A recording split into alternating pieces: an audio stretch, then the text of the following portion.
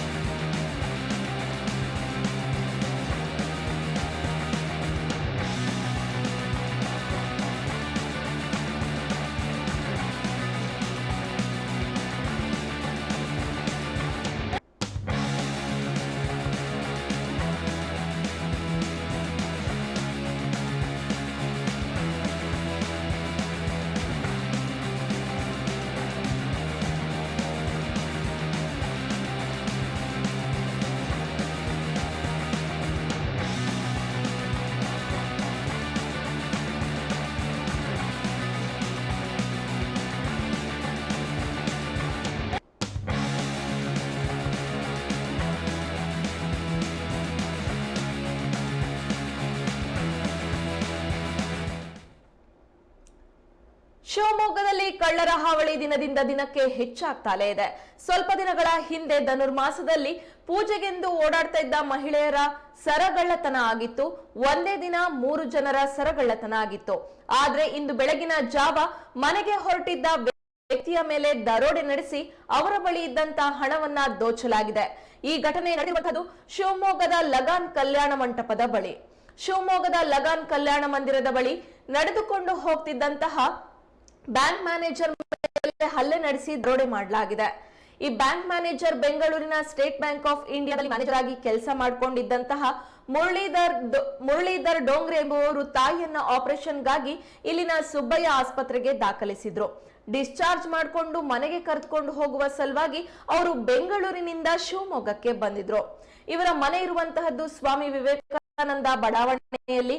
ಪ್ರತಿ ಬಾರಿಯೂ ಕೂಡ ಇವರು ಶಿವಮೊಗ್ಗಕ್ಕೆ ಬಂದಾಗ ಮಹೇಂದ್ರ ಶೋರೂಮ್ ಹತ್ತಿರ ಇಳಿದು ಪ್ರತಿ ಬಾರಿಯೂ ಮನೆಗೆ ನಡೆದುಕೊಂಡು ಹೋಗ್ತಾ ಇದ್ರು.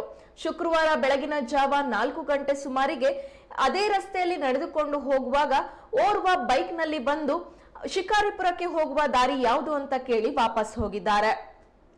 ತದನಂತರದಲ್ಲಿ 2-3 ನಿಮಿಷ ಬಿಟ್ಟು ಅದೇ ಬೈಕ್ ನಲ್ಲಿ ಮತ್ತೆ ಬಂದಂತಹ ಇಬ್ಬರು ವ್ಯಕ್ತಿಗಳು ಮುರಳೀಧರ್ ಡೋಂಗ್ರೆ ಮೇಲೆ ಹಲ್ಲೆಯನ್ನ ನಡೆಸಿ ಅವರ ಬಳಿ ಇದ್ದಂತಹ ಮೊಬೈಲ್ ಹಾಗೂ ಬ್ಯಾಗ್ ಅನ್ನ ಕಿತ್ಕೊಂಡು ಪರಾರಿಯಾಗಿದ್ದಾರೆ.